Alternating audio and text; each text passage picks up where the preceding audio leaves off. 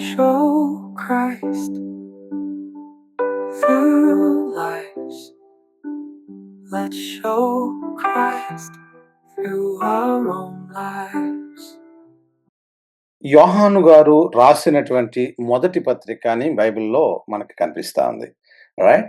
So, యోహాను గారు రాసినటువంటి మొదటి పత్రిక అని మనకు కనిపిస్తా ఉంది. కానీ యోహాను గారు రాసినట్లుగా మనకెక్కడుంది? ఇది యోహాను గారు రాసారు అనేది మనకెలా తెలుసు? మనం యోహాను సువార్తని దాదాపు చాలా సంవత్సరాలు మనం స్టడీ చేసాం గదా! మరి స్టడీ చేసినప్పుడు యోహాను గారే నేను రాసాను అని ఎక్కడైనా యోహాను గారు రాసారా? రాయలేదు. రైట్? కానీ రచనా శైలిని బట్టి గాని, లేకపోతే ట్రెడిషన్‌ని బట్టి గాని, అంటే ప్రారంభ క్రైస్తవ సంఘం ఏదైతే నమ్మిందో ఆ విషయాన్ని బట్టి గాని, అంతేగాకుండా అనేక మంది థియాలజియన్స్ దాని మీద స్టడీ చేసి, అవును ఇది యోహాను గారే రాశారు అని నిర్ధారించిన కారణాన్ని బట్టి గాని, అంటే హిస్టారికల్ ఆహ్, అండ్ లింగ్విస్టిక్ సంబంధించినటువంటి ఎవిడెన్సెస్‌ని వారు ఫైండ్ ఔట్ చేసి, yes this has been written by John the disciple of the apostle John అని వారు నిర్ధారించిన కారణాన్ని బట్టి మనము యోహాను గారు రాసినటువంటి పత్రికలు అని అంటున్నాం. అయితే యోహాను గారు రాసినటువంటి పత్రికలు 3. మనము సాధారణంగా 1, 2, 3 వస్తాం. మనము 3, 2, 1 వస్తున్నాం అన్నమాట. సో, మూడవ పత్రికను ధ్యానించాం.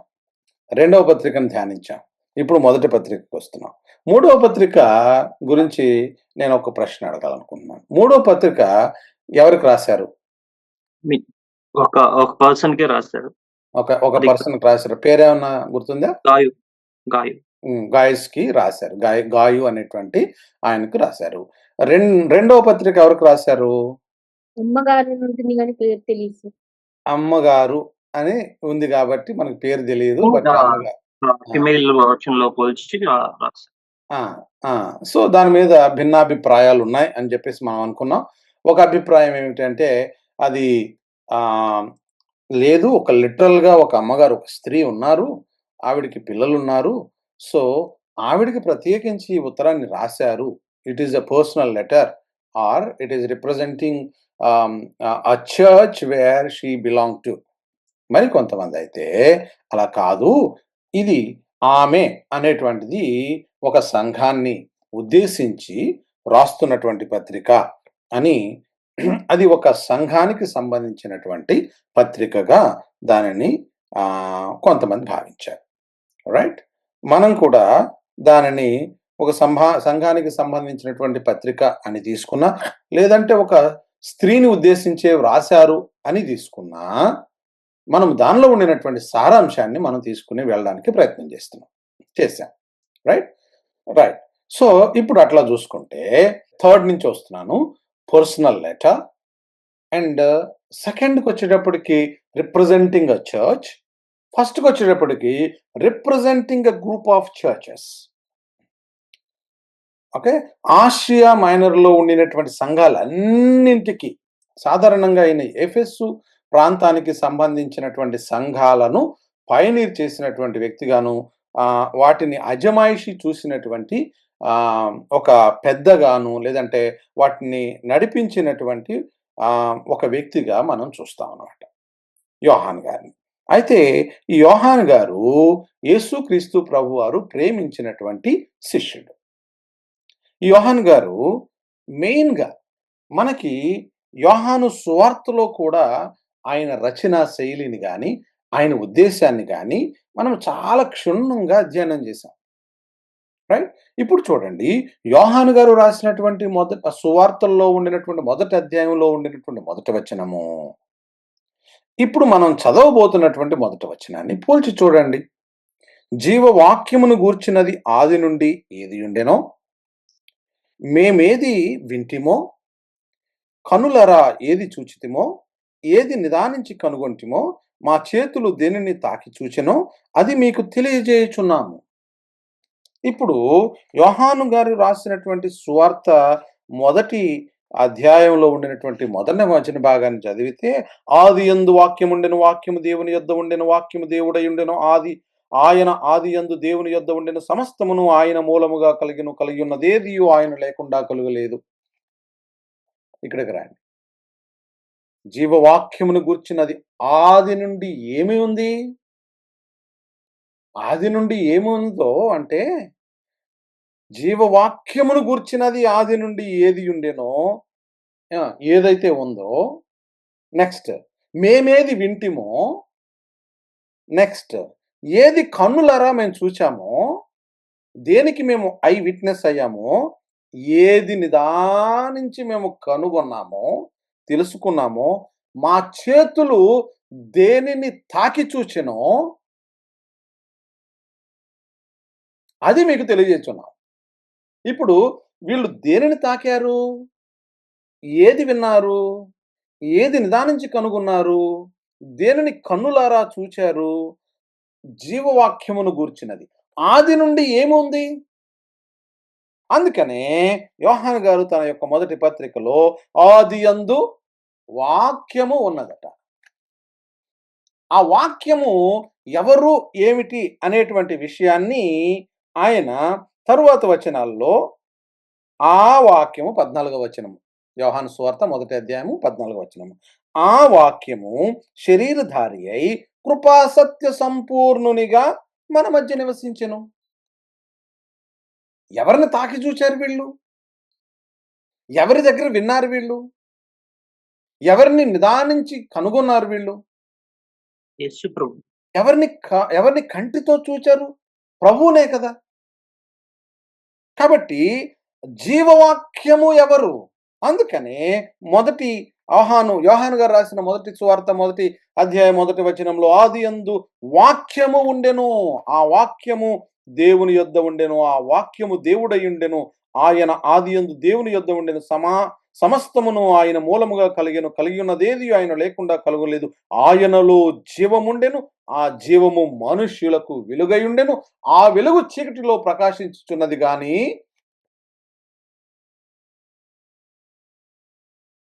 చీకటి దాన్ని గ్రహింపకుండెను అని ఇప్పుడు దాన్ని కనెక్ట్ చేసి చూడండి. ఆది నుండి ఏమి ఉన్నదట? ఏమి ఉన్నదంటే జీవవాక్యమును గూర్చినది ఏదైతే ఉన్నదో. ఎవరి జీవవాక్యము? ఆయనే జీవము. ప్రభువు తనకు తాను క్లెయిమ్ చేసుకున్నటువంటిది ఏమిటి అంటే, నేనే మార్గాన్ని, నేనే జీవాన్ని, నేనే మార్గము, నేనే జీవము, I am the life, I am the truth, నేనే సత్యము అని ఆయన ట్రూత్ క్లెయిమ్స్ చేశారు. రైట్?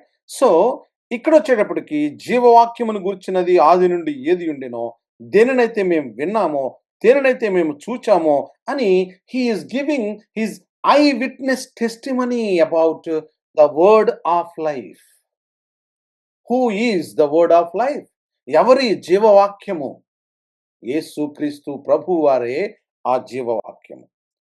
దేనిని ఆది నుంచి వింటా ఉన్నారు? ఏది ఆది నుండి ఉన్నది ఎవరు? అల్ఫయు ఒమేగయు అయినటువంటి దేవుడు, ఆద్యంత రహితుడైనటువంటి దేవుడు, ఆది నుండి ఉండినటువంటి వాడెవరు? దేవుడే, యేసుక్రీస్తు ప్రభువారే. ఆది కాండములో మనకి ఎప్పటినుంచో ఆయనకు ప్రారంభమే లేనటువంటి వాడాయన. ఈ భూమి తన ఉనికిని కలిగి ఉన్నప్పటి నుంచి ఆయన లేడు. ఈ భూమి తన ఉనికిని లేక మునుపే ఆయన ఉన్నాడు. ఆయనను ఎవరైనా కలుగు చేశారా? ఆయనను ఎవరూ కలుగు చేయలేదు. ఆయనగా ఆయన ఉన్నవాడు. He is a self existent God. స్వయంభవుడైనటువంటి దేవుడు ఆయన. It is a strong doctrine. Self existent God. God's self existence. ఆయన తనకు తానుగా ఉన్నవాడు. Right brothers and sisters? ఇప్పుడు చెప్పండి, యేసుక్రీస్తు ప్రభువారు దేవుడు తనకు తానుగా ఉన్నవాడు. ఆయనను ఎవరూ కలుగు చేయలేదు. ఆయనకు ఎవరు అధికారం ఇవ్వవలసిన అవసరం లేదు. ఆయనే అధికారం కలిగినటువంటి వాడు, స్వయంభవుడు, తనకు తానుగా ఉన్నవాడు అయినప్పుడు మరి దేవుడు తనకు తానుగా ఉండేవాడైతే, తనకు తానుగా ఉండగలిగినటువంటిది ఇంకా ఏదైనా ఉంటుందా? ఆయన ఒక్కడే స్వయంభవుడు అనన్నప్పుడు, మిగతా వాళ్ళు ఎవరైనా స్వయంభవులు అవ్వడానికి అవకాశం ఉందా? దేవుడు లేదు. ఒక్కడే కదా! ఆయన ఒక్కడే కదా! ఆయన తనకు తానుగా ఉండినటువంటి వాడు, ఉండగలిగినటువంటి వాడు ఒక్కడే కదా! ఆయన వంటి వాడు మరొకడు లేడు గదా! ఆయన అద్వితీయుడు గదా! ద్వితీయమే లేనటువంటి వాడు గదా! అలాటప్పుడు కొంతమంది యేసుక్రీస్తు ప్రభువారు ఏ విధంగా స్వయంభవుడో, అపవాది కూడా స్వయంభవుడు అని ప్రపంచమంతా తిరిగి బోధిస్తున్నటువంటి వారు, ఆ బోధిస్తున్నటువంటి వారిని భుజాన మోస్తున్నటువంటి క్రైస్తవ సమాజం ఈ రోజున మనం నివసిస్తున్న క్రైస్తవ సమాజం. ఈ రోజున మనతో ఉండినటువంటి వాళ్ళు ప్రాబబ్లీ మీలో ఎవరైనా అటువంటి వారిని అనుసరిస్తూ కూడా ఉంటే ఉండవచ్చు కూడా. ఏం బోధిస్తున్నారు? God is self existent, at the same time Satan is also self existent అని బోధిస్తున్నటువంటి బోధలు మన మధ్యలో ఉన్నాయి. ఇప్పుడు బ్రదర్స్ అండ్ సిస్టర్స్, ఈ గ్రూప్‌లో వాక్యాన్ని నేర్చుకుంటున్నటువంటి వాళ్ళలో ఒక ప్రత్యేకత తప్పనిసరిగా రావాలి ఇంతకాలం తర్వాత అయినా. ఏమిటి అంటే, వాక్యము తప్పుగా బోధిస్తున్నప్పుడు, ఇది తప్పు వాక్యము అయి ఉండడానికి అవకాశం ఉంది అనేటువంటి అనుమానం అన్నా కనీసం రావాలి ఇంతకాలం తర్వాత. తమ్ముడు చాలా చక్కగా నిదానంగా ట్రేస్ ఔట్ చేసి, యెస్, పలానా వాళ్ళు అయ్యుండొచ్చు అని ఊహించాడే, వెరీ హ్యాపీ ఫర్ ఇట్. ఎందుకంటే మనము ఆ విధంగా ఆలోచించగలగాలి. వాక్యాన్ని నేర్చుకుంటున్నాము అంటే దాన్ని అప్లై చేయాలి. ఎందుకు నేర్చుకుంటున్నాము? సి, 2 జాన్‌లో మనం ఏం చూసాము? What is truth? సత్యం అంటే ఏమిటి? సత్యం అంటే ఏమిటి అంటే, the true word of God. అంతే కదా సత్యం అనుకున్నది. సత్యం అంటే దేవుని యొక్క ఆజ్ఞలను అనుసరించడమే సత్యము అని నేర్చుకున్నాం మనం. అంటే దేవుని యొక్క ద రైట్ డాక్ట్రిన్ అనేటువంటి దాన్ని తెలుసుకున్నాం. దేవుని గురించినటువంటి సరి అయిన అవగాహనే సత్యం అని తెలుసుకున్నాం. అంత మాత్రమే అయితే సరిపోదు అని కూడా మనం మాట్లాడుకున్నాం. ఏం మాట్లాడుకున్నాం? If I know the right doctrine, that doesn't good enough for you. If you know the right doctrine, good that you know the right doctrine. But what next? You have to follow it. You have to apply to your life. నువ్వు తెలుసుకుంటే కుదరదు, దానిని అనుభవపూర్వకంగా నీ జీవితంలో apply చేయగలగాల. నీవు దానిని, నీకు నాలెడ్జ్ ఉంటే సరిపోదు, దాన్ని నాలెడ్జ్‌ని నువ్వు అప్లై చేయగలగాల నీ జీవితానికి. ఇది ట్రూత్ కాదు అని తెలిస్తే మాత్రమే సరిపోదు, అది మన జీవితానికి అప్లై చేయాలి. బ్రదర్స్ అండ్ సిస్టర్స్, ఇప్పుడు ఈ జీవవాక్యమును గూర్చినటువంటిది ఆది నుండి ఉండినటువంటిది, ఉన్నవాడు ఆది నుండి ఉండినటువంటి వాడు, ఆది సంభూతుడైనటువంటి వాడు, ఆయనకు పోల్చగలిగిన వాడు మరొకడు లేడు, ఉండడు, ఉండబోడు. ఆయన స్వయంభవుడు. ఆయనతో సరిగా స్వయంభవుడైనటువంటి వాడు లేడు, ఉండడు, ఉండబోడు. దేవుడు ఒక్కడే స్వయంభవుడు, తనకు తానుగా ఉన్నవాడు.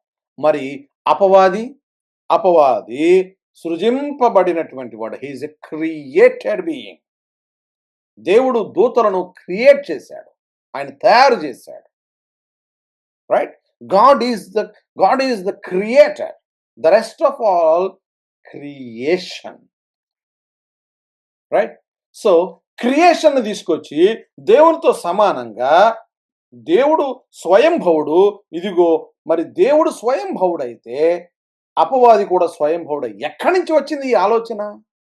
ఈ ఆలోచనకు మూల కారణం ఏమిటి అని అంటే, ఇవన్నీ కూడా జ్ఞానవాదం నుంచి వచ్చినటువంటి విషయాలు. గ్నాస్టిసిజం. The gnostic theories. ఇవన్నీ ఎక్కడి నుంచి పుట్టుకొచ్చాయి? వీటన్నింటికి ప్రారంభం ఏమిటి అంటే గ్రీక్ మైథాలజీ, లేదంటే హీబ్రూలో ఉన్నటువంటి హెబ్రీల యొక్క mysticism and eastern cultures, eastern మతాల యొక్క ప్రభావం, క్రిస్టియన్ టెర్మినాలజీని ట్విస్ట్ చేసి గ్నాస్టిసిజంని మిక్స్ చేసి క్రిస్టియానిటీకి అంటగట్టి క్రిస్టియానిటీలో మిళితం చేసేసి ఇదే క్రైస్తవత్వం అని చెబుతున్నటువంటి రోజులలో సంఘము ఎదుర్కొన్నటువంటి ప్రత్యేకమైనటువంటి పరిస్థితి ఏమిటంటే తప్పుడు బోధలు సంఘం మీద దాడి చేసిన సందర్భంలో రాసినటువంటి పత్రిక ఇది. మొదటి శతాబ్దపు చివరి భాగం, 2వ శతాబ్దపు ప్రారంభం, మధ్యకాలంలో సంఘం మీద వచ్చినటువంటి ప్రభావం ఏమిటి అంటే ఈ గ్నాస్టిసిజం, జ్ఞానవాదం యొక్క దాడి చర్చ్ మీద చాలా విపరీతంగా జరిగింది. చర్చ్లో క్రైస్తవ్యంలో దీన్ని తీసుకొచ్చి మిళితం చేసేసి క్రైస్తవ్యం మీద దాడి చేసేశారు. ఆ సందర్భం అందుకనే హ్యారెటిక్ స్పీచెస్, హ్యారెటిక్ థియరీస్ ఎన్నో క్రైస్తవ్యం మీద వచ్చినప్పుడు క్రైస్తవ్యం బలహీనపడలేదు. బ్రదర్స్ అండ్ సిస్టర్స్, ఎంత వ్యతిరేకత వచ్చిందో లేదంటే ఎంత దాని మీద ఆ దాడి జరిగిందో క్రైస్తవ్యం నాటికి బలోపేతమయ్యింది. ఎలా బలోపేతం అయ్యిందంటే ఈ గ్నాస్టిసిజంని ఎదుర్కోవడానికి ఆ రోజున థియోలజియన్స్, సంఘ పెద్దలు, చర్చ్ ఫాదర్స్ ఎంతో ఫైట్ చేశారు. ఫైట్ చేసి దానిని ఎదుర్కొన్నారు. ఆ ఎదుర్కొన్న సందర్భంలో కొన్ని ప్రిన్సిపల్స్ని తయారు చేశారు. అవి ఏమిటి అంటే 66 పుస్తకాల బైబిల్ గ్రంథం మనకు రావడానికి క్యాననైజేషన్ అనేటువంటిది ఎప్పుడైతే వచ్చిందో ప్రామాణిక గ్రంథాలు ఇవే అని మనకు నిర్ధారించి 66 పుస్తకాలను ఒక బైబిల్ గ్రంథంగా మనకు ముద్రించి ఈ రోజు వరకు only the 66 books are inspired by the Holy Spirit of God అని మనం చెప్పగలుగుతున్నాము అంటే దానికి కారణం క్యాననైజేషన్. ఎలా వచ్చింది క్యాననైజేషన్? బికాస్ ఈ గ్నాస్టిసిజం యొక్క దాడిని నుంచి సంఘాన్ని రక్షించడానికి, సంఘాన్ని చుట్టూరు దానికి ఫెన్స్ వేయడానికి వచ్చిందే క్యాననైజేషన్. అదే సందర్భంలో రూల్ ఆఫ్ ప్రిన్సిపల్స్ లేదంటే ఈ సూత్రాల ప్రకారంగానే మనం ఉండాలి. ఈ సూత్రాల ప్రకారంగా మనం ఉండాలి అని అన్నప్పుడు ఏమి సూత్రాలు ఉండాలి ఈ సంఘానికి? ఈ సంఘం వీటిని తప్పనిసరిగా నమ్మాలి అని ప్రమాణాలను తయారు చేశారు. అదే సందర్భంలో వాటిని క్రైస్తవ ప్రమాణాలు అంటారు, క్రీడ్స్ అంటారు. సంఘం మర్చిపోతుందిలే. మెయిన్ లైన్ చర్చెస్లోనే ఈ యొక్క క్రీడ్స్ గురించి కనీసం తెలిసినటువంటి వాళ్ళు కనీసం కొంతమంది అన్నా ఉంటారు. కానీ ఈ రోజున వస్తున్నటువంటి ఈ హైఫై క్రిస్టియానిటీలో ఎక్కడా కూడా ఈ క్రీడ్స్ అంటే ఏదో పదార్థమేమో అనుకుంటారు. రైట్? సో ఆ క్రీడ్స్ని తయారు చేసింది ఎందుకంటే ఇటువంటి గ్నాస్టిసిజం నుంచి సంఘానికి కొన్ని సూచనలు చేయడానికి ఇది దీనిని నమ్మితేనే క్రైస్తవ సార్వత్రిక సంఘంలో నీవు సభ్యుడవై ఉన్నట్టు, లేదంటే నీ సంఘం చర్చ్ ఇది బిబ్లికల్ చర్చ్ అని నువ్వు చెప్పాలి అంటే ఇదిగో ఈ ప్రమాణాలను నువ్వు నమ్మేటట్టుగా ఉండాలి, నువ్వు పాటించేటట్టుగా ఉండాలి అని ప్రారంభ క్రైస్తవ సంఘం ఫోర్ ఫాదర్స్ ఈ యొక్క సిద్ధాంతపరమైనటువంటి కొన్ని విషయాలను ఏర్పాటు చేసి వాటినన్నింటినీ నేను తండ్రిని నమ్ముతున్నాను, కుమారుడైనటువంటి క్రీస్తుని నమ్ముతున్నాను, పరిశుద్ధాత్మ దేవుని నమ్ముతున్నాను, ఆయన తల్లి అయినటువంటి మరియ గర్భాన్న, కన్యక అయినటువంటి మరియ గర్భాన్న పుట్టి 33.5 సంవత్సరాలు ఆయనకు చనిపోయి ఆయన పాతి పెట్టబడి 3వ దినాన తిరిగి లేచి పరలోకమునకెక్కి ఆయన తండ్రి దగ్గర ఉన్నాడు. అక్కడి నుంచి ఆయన తీర్పు తీర్చడానికి వస్తాడు. ఇవన్నీ ఎందుకు రాశారు అంటే, ఆయన మనుజావతారునిగా ఆయన శరీరము దాల్చి శిలువ మీద శ్రమలను అనుభవించి అని ఎందుకు రాయాల్సొచ్చింది? ఎందుకంటే ఈ గ్నాస్టిసిజంలో వాళ్ళు యేసుక్రీస్తు ప్రభువారు అనేటువంటిది ఆయన ఒక రూపము, ఆయన ఊహాత్మకమైనటువంటిది, ఆయన ఫిజికల్ రియాలిటీ కాదు. ఆయన తనకు తానుగా అలా కనపరుచుకున్నాడు మాత్రమే. ఆయన ఆత్మస్వరూపి ఆత్మ మాత్రమే. ఆయన శరీరము దాల్చలేదు. భౌతికమైనటువంటి శరీరం ఆయనకు లేదు అని వీళ్ళు బోధించారు.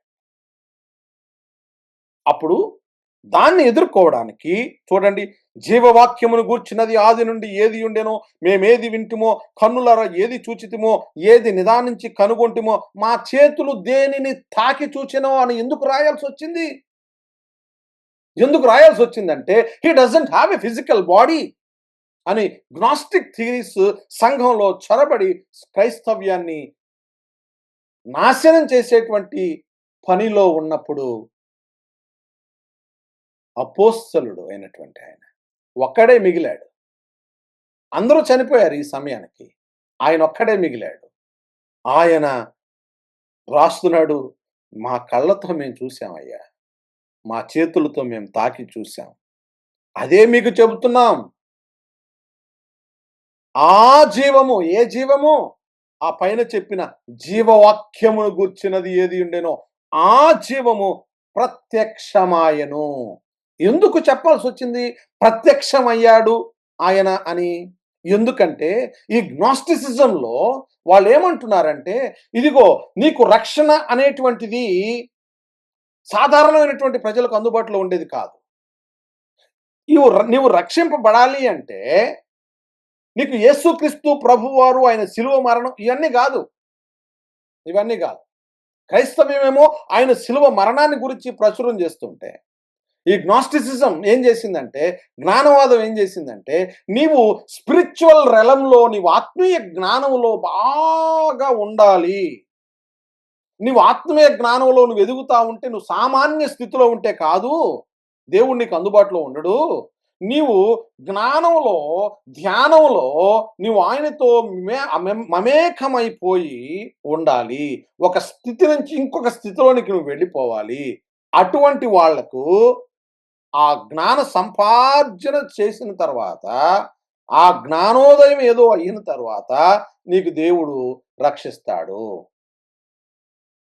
అంటే రక్షణ అనేటువంటిది నీకు అందుబాటులో లేదు. నీవు దాని కొరకు నువ్వు ఏదో చెయ్యాలి.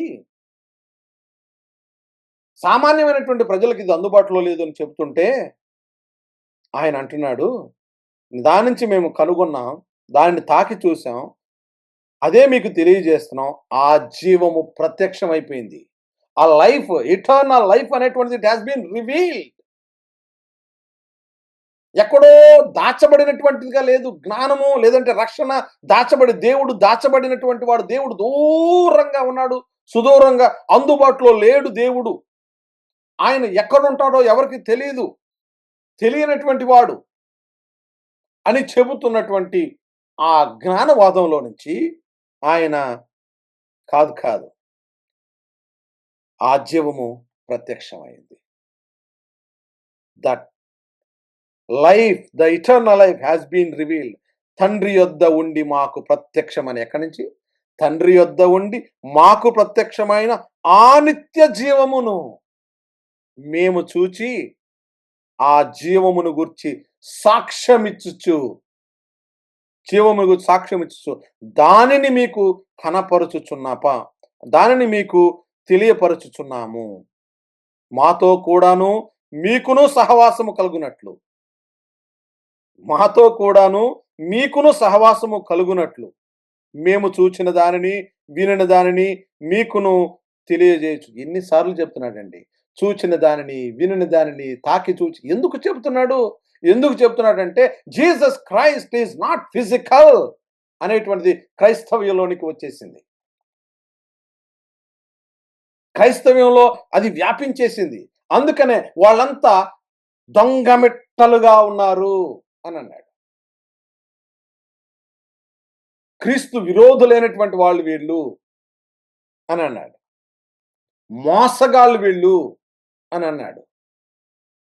బ్రదర్స్, ఆ రోజే కాదు, ఈ రోజుకి మన పరిస్థితి అలాగే. ఈ రోజుకి మన పరిస్థితి అలాగే.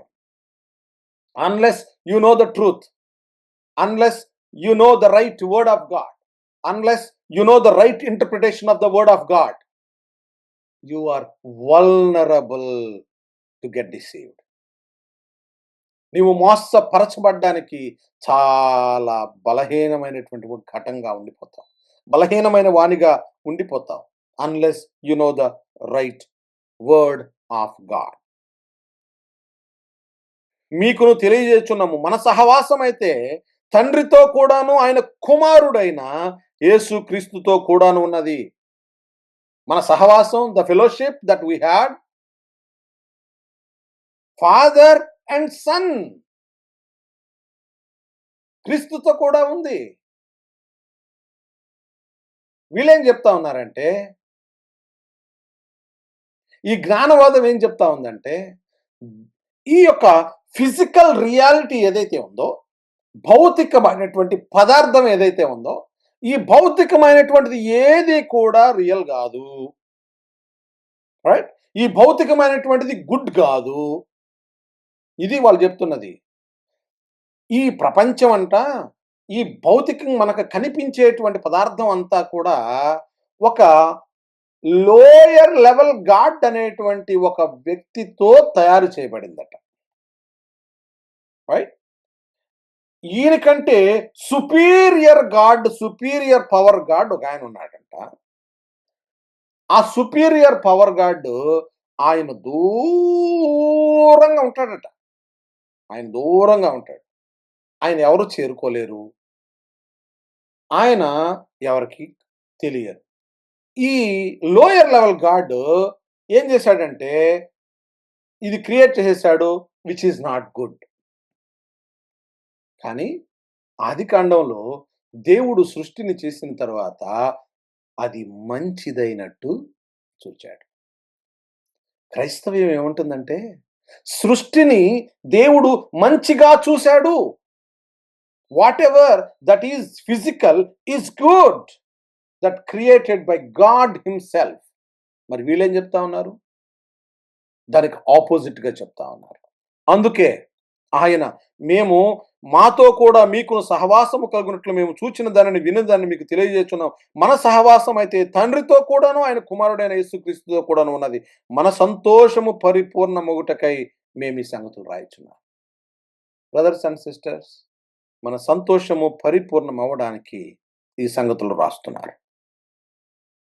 మేము ఆయన వలన విని మీకు ప్రకటించు వర్తమానమేమనగా, దేవుడు వెలుగై ఉన్నాడు.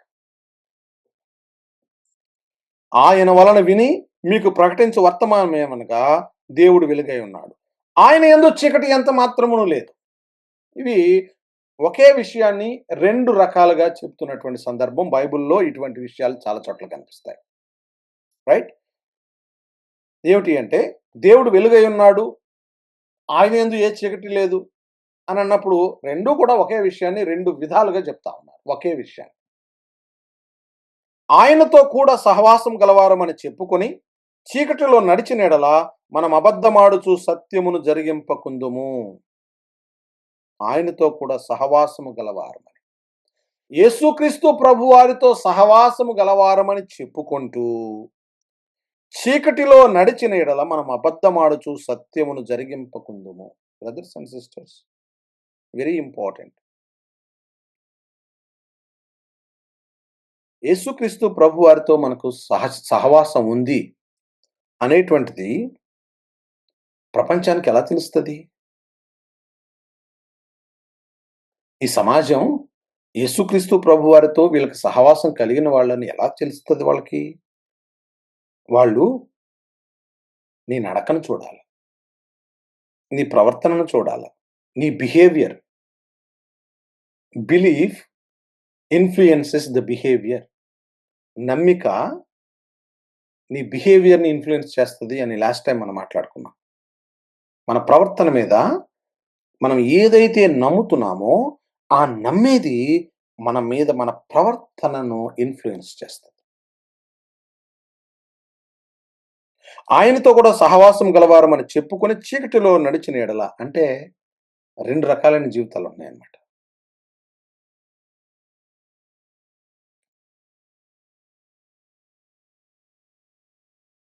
చాలా సార్లు మన జీవితంలో డ్యూయల్ లైఫ్ ఉంటది. బయటికొకటి కనిపిస్తది. అంతర్లీనంగా ఇంకొకటుంటది. కొన్ని హిడెన్ థింగ్స్, గ్రే ఏరియాస్ మన జీవితంలో ఉంటాయి. వెలుగు చొరబడినటువంటి ప్రాంతాలు ఇంకా మన జీవితంలో ఉంటాయి. ఒకవేళ ఉంటే ఆయనేమంటున్నాడంటే, ఆయనతో సహవాసం గలవారమని చెప్పుకొని చీకటిలో నడిచిన యెడల మనము అబద్ధమాడుచు ఉన్నాము. సత్యమును జరిగింపకుందు. అయితే ఆయన వెలుగులోనున్న ప్రకారము మనమును వెలుగులో నడిచిన యెడల మనము అన్యోన్య సహవాసము గలవారమయ్యుందుము. అప్పుడు ఆయన కుమారుడైన యేసు రక్తము ప్రతి పాపము నుండి మనలను పవిత్రులుగా చేయును. ఎప్పుడు మనలను పవిత్రులుగా ఆయన రక్తము మనము పవిత్రులుగా చేయును అని అన్నాడు అంటే, అక్కడ యేసుక్రీస్తు ప్రభువు వారు ఇచ్చేటువంటి క్షమాపణ కనిపిస్తా ఉంది. ఎప్పుడు క్షమిస్తాడాయన? దానికి ముందేమైనా ఉందా? అంటే చూడండి. ఆయనతో అన్యోన్య సహవాసము గలవారము ఎప్పుడవుతాము? అంటే ఆయన వెలుగులోనున్న ప్రకారము మనమును కూడా వెలుగులో నడిచిన యెడల. ఎప్పుడు నడుస్తాము? ఎప్పుడు నడుస్తాము అంటే ఆయనకి మనకి మధ్య అగాధం లేనప్పుడు. ఆయనకి మనకి మధ్య అడ్డుగోడ లేనప్పుడు. అడ్డుగోడలు ఎప్పుడు పోతాయి? అగాధాలు ఎప్పుడు పోతాయి? ఎగ్జాంపుల్, ఇప్పుడు తమ్ముడు సంజు ఉన్నాడు. సంజు, నేను ఎడమొఖం, పెడమొఖంగా ఉన్నామనుకోండి. అంటే ఆయనతో నేను మాట్లాడతానా? మాట్లాడను. పక్క రూముల్లోనే ఉంటాం. కానీ మా మధ్య ఒక గోడుంటుంది. మా మధ్య అగాధం ఉంది. అలా కాకుండా కొంచెం మాట్లాడటం నేర్చుకున్నామనుకోండి. మాటలు పెంచుకున్నామనుకోండి. నిదానంగా ఆ అడ్డుగోడ పగిలిపోతది. అగాధం తరిగిపోతది. సంభాషణ పెరుగుతది. సహవాసం పెరుగుతది. అన్యోన్య సహవాసం ఏర్పడతది. దేవునితో కూడా అడ్డుగోడలు ఎప్పుడు పోతాయంటే, ఆయన సన్నిధికి నీవు ఫ్రీక్వెంట్‌గా వెళ్ళగలిగితే. ఆయన సన్నిధిలో నిన్ను నీవు కనపరుచుకోగలిగితే. ఆయన దగ్గరకు వెళ్లి, ప్రభువా! నేను పాపిని, నేను పాపం చేశాను. ఇదిగో నా నేను బయటికి ఒక రకంగా ఉంటున్నాను. లోపల ఇంకొక రకంగా ఉన్నాను. ఈ అడ్డుగోడ నీకు నాకు మధ్య వచ్చేస్తుంది. నా ముఖం నీకు చూపించుకోలేకపోతున్నాను. నన్ను క్షమించు నాయనా అని పాపమును ఒప్పుకుంటే, ఆయన నమ్మదగిన వాడును నీతిమంతుడును కనుక సమస్త పాపం నుంచి, కల్మషం నుంచి నిన్ను కడిగి ఏం చేస్తాడాయన? పవిత్రునిగా చేస్తాడు. ఎప్పుడు పవిత్రునివవుతావు? Unless you confess your sins will not be forgiven.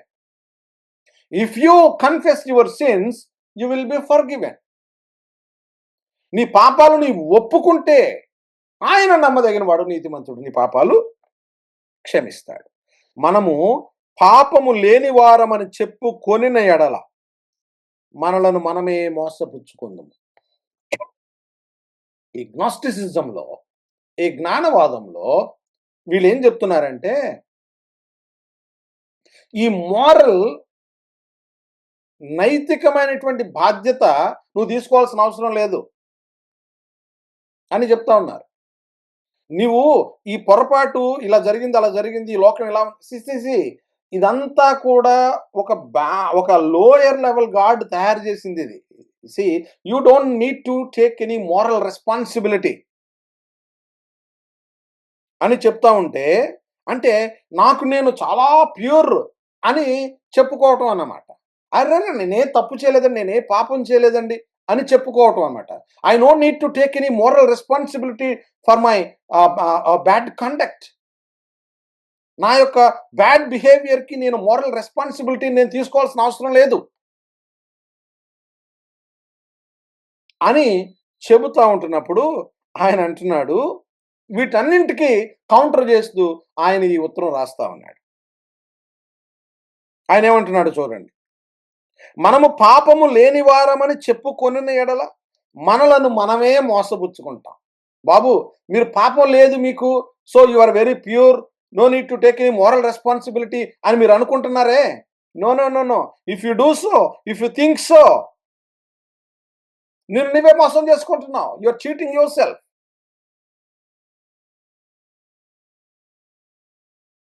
మన పాపములను మనం ఒప్పుకొనిన ఎడల, if you truly confess your sins, ఆయన నమ్మదగిన వాడును నీతిమంతుడు గనక ఆయన మన పాపములను క్షమించి సమస్త దుర్నీతి నుండి మనలను పవిత్రులుగా చేయను. బ్రదర్స్ అండ్ సిస్టర్స్, పవిత్రీకరింపబడటం ఎలా ప్రారంభం అవుతుందంటే పాపపు ఒప్పుకోలుతో ప్రారంభమవుతుంది. అందుకనే ట్రెడిషనల్ చర్చెస్లో పాపపు ఒప్పుకోలు ప్రతి వారం చదువుతారు. అదేదో మంత్రం చదివినట్టు అని చాలా మంది అనుకుంటారు. ఈరోజు సంఘాల్లో అటువంటిది లేదనే లేదనుకోండి. ట్రెడిషనల్ చర్చెస్లో ఈ రోజు వరకు కూడా పాపపు ఒప్పుకోలు చదువుతారు. చదివే ఆయనకి సరిగ్గా దాని గురించి తెలియకపోవచ్చు, వినే వాళ్ళకి తిరిగి చెప్పే వాళ్ళకి కూడా దాని గురించి తెలియకపోవచ్చు, అది వేరే విషయం.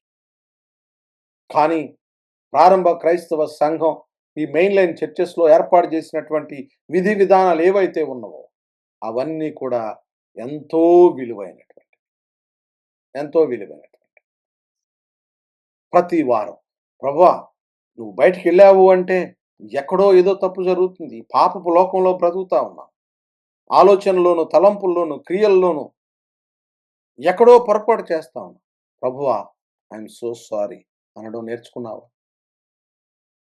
అలవాటు అయిపోవాలని కాదు, కానీ ఈ లోకంలో బ్రతికినంత కాలంలో విశ్వాసులుగా బ్రతుకుతుంటున్నప్పుడు పడేటువంటి బురదను కడుక్కోకుండా ఉంటే మరక పెద్దదైపోతుంది. ఎప్పటికప్పుడు కడుక్కుంటా ఉంటే ఆ వస్త్రం తెల్లగా ఉంటుంది. ఎప్పటికప్పుడు తెల్ల చొక్కా వేసుకుని బయటకు వెళ్ళారు, మీరు తెల్ల చొక్కా వేసుకుని బయటకు వెళ్ళిన తర్వాత ఇంటికి వచ్చిన తర్వాత శుభ్రం చేయకుండా 1 సంవత్సర కాలం పాటు వాడి చూడండి, దాని రంగు మారిపోతుంది. అదే ప్రతిసారి వచ్చిన తర్వాత సోప్ పెట్టి ఉతికి చూడండి, తెల్లగానే ఉంటుంది. విశ్వాస జీవితం కూడా అటువంటిదే. విశ్వాసిగా ప్రతిదినం మనం చేస్తున్నటువంటి పొరపాట్లు, పాపాలు, అంటే విశ్వాసి పాపం చేస్తాడా? విశ్వాసి మనిషి కాడా? దేవుడైపోయాడా? కానీ సాధారణమైన వ్యక్తికి, పాపము ఒప్పుకోని వ్యక్తికి, ఒప్పుకున్న వ్యక్తికి ఒకటే తేడా. ఏమిటి అంటే మనస్సాక్షి తన మీద దోషారోపణ చేస్తుంది. పరిశుద్ధాత్మ దేవుడు ఆయనలో ఉంటూ తప్పు చేస్తున్నావు అని గద్దిస్తాడు, నీకు జ్ఞాపకం చేస్తాడు. ఆ స్థితిలో నీవు నిజమైనటువంటి విశ్వాసిగా నువ్వు ఉండలేవు. పొరపాటు చేసిన వెంటనే ప్రభు దగ్గరికి వచ్చి sorry lord, I'm so sorry. ఈ లక్షణం నీలో ఉంది అంటే యు ఆర్ స్టిల్ అలైవ్. నేను చాలా చోట్ల చెప్తా ఉంటాను. ఏమిటి అంటే, ఒక వ్యక్తి హాస్పిటల్లో ఉన్నాడు, మానిటర్లో గ్రాఫ్ వెళ్తా ఉంటుంది. ఆ గ్రాఫ్ ఎలా ఉంటుంది చెప్పండి? చక్కగా స్ట్రైట్గా ఉంటుందా? Up and downs. Secure waves ఉంటాయి. ఓకే. ఒకవేళ స్ట్రైట్గా ఉందనుకోండి, పరిస్థితి ఏమిటి? Is dead. అంతేనా? కాబట్టి ఐఎమ్ ఆల్ గుడ్ బ్రదర్, ఎవరి జీవితం అట్లా ఉండదండి. ఇప్పుడు స్పీకర్ పట్టుకుని ప్రసంగాలు దంచేసే గ్యాప్ పాస్టర్లు ఉన్నారు చూసారా? కింద కూర్చొని మనం చప్పట్లు కొడతా వాళ్ళని చూసినప్పుడు మనం అనుకుంటాం, వాళ్ళ స్పిరిచ్యువల్ లైఫ్ గ్రాఫ్ ఏస్తే బ్రదర్ ఎలా ఉంటదండి అని అనుకుంటారేమో. అలా ఉంటే ప్రమాదం అండి. ఎలా ఉంటే ప్రమాదం గాదు? ఇలా, ఇలా, ఇలా, ఇలా, ఇలా ఉంటే ప్రమాదం గాదు. అంటే ప్రమాదం కాదు అని అన్నందుకు మనము ప్రతిసారి పాపం చేయాలని గాదు నేను జెప్పేది. అదేంటి అంటే విశ్వాసిగా ఈ లోకంలో మనం బ్రతుకుతా ఉంటున్నప్పుడు, ఈ పాపపు లోకంలో, ఈ పాపపు శరీరములో మనము యేసుక్రీస్తు ప్రభువారిని సొంత రక్షకుడుగా నమ్మినటువంటి రోజున పాపం యొక్క పర్యవసానం నుంచి రక్షింపబడ్డాం. రైట్? అంటే ద కాన్సిక్వెన్సెస్ ఆఫ్ సిన్ నుంచి మనం రక్షింపబడ్డాం. ఆ కాన్సిక్వెన్స్ ఆఫ్ సిన్ ఏంటి? Eternal death. ఒక్కసారే రక్షింపబడ్డాం. మరి ఆ తర్వాత నుంచి ప్రతిసారి రక్షింపబడతా ఉండాలి. దేని నుంచి? పాపం యొక్క ప్రభావము నుంచి. We are still under the influence of power of sin. అర్థమైందండి? పవర్ ఆఫ్ సిన్ నుంచి ప్రతిరోజు రక్షింపబడుతూ ఉండాలి. ఎందుకు? ఈ పవర్ ఆఫ్ సిన్ మన మీద ఆధిపత్యం చేసే ప్రయత్నం చేస్తుంది. మనలో ఉండినటువంటి పరిశుద్ధాత్మ దేవుడు మనం చదివేటువంటి వాక్యము ద్వారా మనల్ని పోషించి మనల్ని బలోపేతం చేసినప్పుడు మనలో జరిగేటువంటి పోరాటం దానినే ఆత్మీయ పోరాటం అన్నాం. స్పిరిచువల్ వార్ఫేర్ అన్నాం. నేను ఒకటి చేయాలనుకుంటాను, నేను నాకు లోపల నుంచి మరొకటి చేయొద్దని. ఈ రెండు విషయాల మధ్య పాపం ఎదురుగుండా కనపడుతుంది, పర్లేదు చేసే అంటుంది ఒక స్వరం. ఇంకొక స్వరం no no no no no you are not suppose to do it no అని అంటుంది. ఈ రెండింటి మధ్యన జరిగేటువంటి పోరాటమే ఆత్మీయ పోరాటం. ఈ పోరాటంలో ఒక్కొక్కసారి విశ్వాసి పడిపోయే ప్రమాదం ఉంది. రాంగ్ చాయిసెస్ తీసుకునేటువంటి ప్రమాదం ఉంది. ఈ రాంగ్ చాయిసెస్ తీసుకున్నప్పుడు పాపం చేస్తున్నాడు. పాపం చేసినప్పుడు పరిశుద్ధాత్మ దేవుడు రోదిస్తూ బాధపడుతుంటా, అయ్యో ఎందుకు ఇలా చేసావు నాయన, నువ్వు బెటర్‌గా చేయొచ్చు కదా! ఇంతకంటే బెటర్‌గా నువ్వు చేయొచ్చు కదా! అని దేవుడు ఆయన బాధపడుతూ ఉంటాడు. కానీ అదే సమయంలో విశ్వాసి, నిజమైనటువంటి విశ్వాసిగా you are not comfortable in that situation. You are not going to be living and continuing in that situation. If at all somebody is continuing in that situation, that means వాళ్ళలో ఆ కన్వర్షన్ అనేటువంటిది జరగలేదని అర్థం. ఒకవేళ comfort, నువ్వు పొరపాటు జరిగింది కానీ you are not comfortable at all, you wanted to come out, ఆ సిచ్యువేషన్ కనుక మీలో ఉంటే praise be to God, you are a believer. Your graph is still going up and down. You are alive. ఇప్పుడు విశ్వాసిగా మనము పాపము లేదని మనం చెప్పుకుంటే మనలను మనమే మోసపుచ్చుకుంటాం. ఆయన నమ్మదగిన వాడు, నీతిమంతుడు కనుక మనము మన రహస్య పాపాలను ఒప్పుకోవాలి. ఎందుకంటే ఆయనకు దాచగలిగినది ఏది లేదు. Is there anything that can be hidden to our omniscient God? సర్వజ్ఞాని అయినటువంటి దేవునికి ఏదైనా నీవు దాచగలవా? ఏం దాచగలుగుతావు? ఆయనలో ఉన్న గొప్పతనం ఏమిటంటే ఆయన నమ్మదగిన వాడు, నీతిమంతుడు. మనము నమ్మదగని వారము, పాపులం. నమ్మదగని పాపులమైన మన కొరకు నమ్మదగిన పవిత్రుడైనటువంటి దేవుడు పరలోకమును విడిచి భూలోకానికి వచ్చి నీ నిమిత్తము నా నిమిత్తము శిలువ మీద శ్రమలను అనుభవించి చనిపోయి 3వ దినాన తిరిగి లేచి మృత్యుంజయుడై ఆయన త్వరలో మరలా నిన్ను నన్ను తీసుకుని వెళ్ళడానికి రాబోతూ ఉన్నాడు. ఆయన మనము పాపము లేదని చెప్పుకునే ఎడలా మనమే మోసపుచ్చుకుంటామని కాదండి, దేవునిని ఆయనను అబద్ధికునిగా చేయువారమగుదుము. ఎందుకని? ఎగ్నాస్టిసిజం ఏం చెప్తుంది అంటే, no no no no you are all pure. నువ్వు జ్ఞానం కలిగి ఉంటే చాలు. జ్ఞాన సముపార్జన చేయాలి. కళ్ళు మూసుకోవాలి. చక్కగా ఏదో చేయాలి. ఏదో చేస్తే నువ్వు ఏదో లోకంలోకి వెళ్ళిపోతావు. మమేకమైపోతావు. దాంతో మమేకం, దీంతో మమేకం అయిపోతావు. అసలు నీ ఆత్మీయ స్థితి అలా ఉన్నతంగా వెళ్ళిపోతది అని చెప్పేటువంటి ఈ యొక్క గ్నాస్టిసిజంకి ఆయన ఏమంటున్నాడంటే, బి కేర్‌ఫుల్. ఒకవేళ నీలో పాపం లేదని నువ్వు చెప్పుకుంటున్నావేమో. అలా చెప్పుకుంటే నిన్ను నీవే మోసపుచ్చుకోవటం కాదు. నీతో నీవే అబద్ధం ఆడటం కాదు. ఆయనను, దేవునిని కూడా అబద్ధికునిగా చేసిన వాడవవుతావు. మరియు ఆయన వాక్యము మనలో ఉండదు. There will be no truth in you. ఆయన వాక్యం మనలో ఉండదు. Brothers and sisters, this is the time to check our own lifes. Is there any hidden sins that we have? మన జీవితంలో ఒప్పుకొననటువంటి పాపాలు, దాచుకున్న పాపాలు బహిరంగంగా దేవునికి కనబడుతూ ఉన్నాయి. ఆయనకు ఏదైనా దాచగలమా? లేదు. ప్రభువా, I'm so sorry for my wrong behaviour,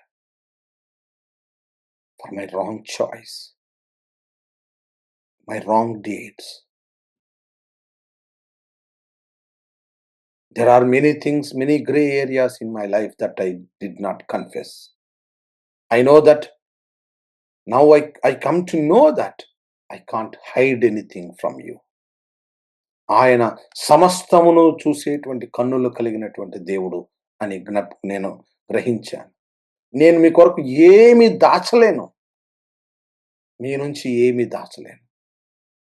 I'm so sorry lord, నన్ను క్షమించండి అని ఆయన దగ్గర మనం ఒప్పుకుంటే, ఆయన నమ్మదగిన వాడు, నీతిమంతుడు కాబట్టి ఆ పాపము ఎంతటి పాపమైనా ఆయన నిన్ను నన్ను ప్రేమించిన వాడు కాబట్టి ఆయన క్షమించి మనల్ని సమస్త దుర్నీతి నుంచి కూడా కడిగి పవిత్రులుగా చేస్తాడు. అటువంటి కృప పరిశుద్ధాత్మ దేవుడు మనకు అందరికీ అనుగ్రహించును గాక. ఆమేన్. ఆమేన్.